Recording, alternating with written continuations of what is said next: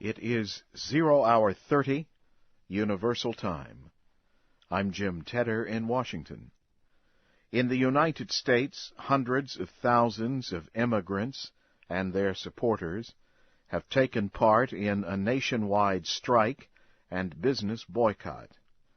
Protests took place in several American cities, including Chicago and Los Angeles. The work and school boycott closed many small businesses. The strike and boycott are meant to show the importance of illegal immigrants to the nation's workforce and economy. About 11 million illegal immigrants are living in the United States. The protesters are trying to pressure American lawmakers to act on proposed immigration reform. The proposed legislation would strengthen border security. It would also provide illegal immigrants with a way to become American citizens. An American diplomat is going to take part in peace talks between the Sudanese government and rebels from the Darfur area of Sudan.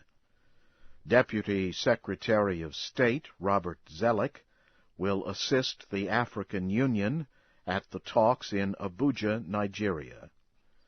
The rebels want changes to a proposed peace agreement, including increased representation in the central government.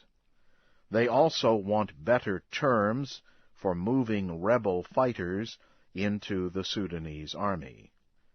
On Sunday, thousands of protesters gathered in Washington, D.C. to demand an end to violence in Darfur.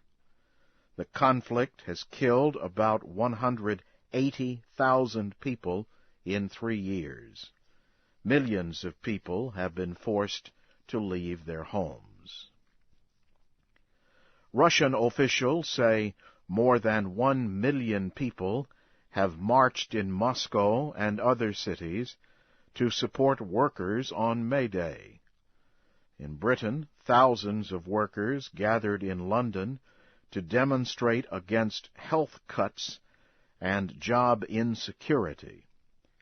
In Greece, thousands marched in Athens to protest the war in Iraq and the government's economic policies. Israel observed the day by remembering its war dead. Israelis observed a moment of silence for the more than 22,000 people who have died defending the nation since it was founded in 1948. Iran is asking the United Nations Security Council and Secretary General Kofi Annan to stop what it calls illegal threats by the United States. Iran's ambassador to the UN says it is against international law for the United States to use force to make Iran stop its nuclear program. Iran says it wants to use nuclear power for energy. The United States says Iran is trying to make a nuclear weapon. In Washington, President Bush telephoned Russian President Vladimir Putin to discuss the dispute over Iran's nuclear program. A spokesman did not give details, but said the two leaders talked about the importance of stopping Iran from getting nuclear weapons. President Bush says Iraq's new leaders represent an important time for the country. Mr. Bush warned that the country still faces difficulties and violence 3 years after he declared an end to major military operations in Iraq. He spoke after meeting with Secretary of State Condoleezza Rice and Defense Secretary Donald Rumsfeld about their recent trip to Iraq. Also in the United States, Senator Joseph Biden said Iraq should be divided into 3 federal areas: a Sunni Arab, a Shiite, and a Kurdish area. He said this would increase security and permit most American troops to withdraw. You are listening to the news in VOA Special English. Officials in India's northern Uttaranchal state say an explosion at a paper factory has killed at least 15 workers and injured more than 50 others. State officials said the number of deaths could increase. They ordered an investigation into the cause of the explosion in the town of Kashipur. In the southern Andhra Pradesh state, 20 farm workers were killed when a truck turned over southeast of the state capital, Hyderabad. 10 others were injured. A severe windstorm in western Burma over the weekend has killed at least 3 people and injured 31 others. Reports say the storm had winds of up to 240 kilometers an hour. It destroyed about 1,000 homes and at least 5 factories. Some beach hotels on Burma's western coast were also damaged. State media say aid efforts are taking place.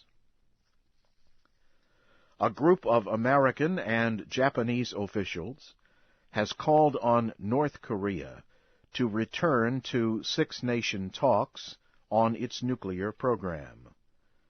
The officials made the call after meeting in Washington. They are Secretary of State Condoleezza Rice, Defense Secretary Donald Rumsfeld, Japanese Foreign Minister Taro Aso, and Japanese Minister of State for Defense Fukishiro Nukaka. The 4 said North Korea should return quickly to the Chinese-supported talks. The talks have been suspended since November. North Korea says it will not return to the talks until the United States ends restrictions on the country. The restrictions began after North Korea was accused of producing false American money. The United States and Japan have reached an agreement to reduce the size of the American military presence in Okinawa.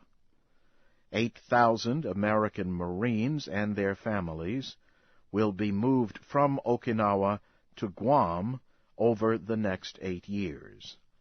That will reduce the number of Marines on the island by about 30%. Other bases on Okinawa will be reduced in size, and the Futenma Air Center will be moved. The total cost will be about $10,000 million. Japan has agreed to pay just over 60%. American troops have been based on Okinawa since World War II. As the island has become more developed, tension has increased between Americans and local Okinawan citizens. Briefly, here again is the major news of the hour. In the United States, hundreds of thousands of immigrants and their supporters have taken part in a nationwide strike and business boycott. An American diplomat is going to take part in peace talks between the Sudanese government and rebels from the Darfur area of Sudan. And Iran is asking the United Nations Security Council to stop what it calls illegal threats by the United States. And that's the news in VOA Special English. From Washington, Jim Tedder reporting.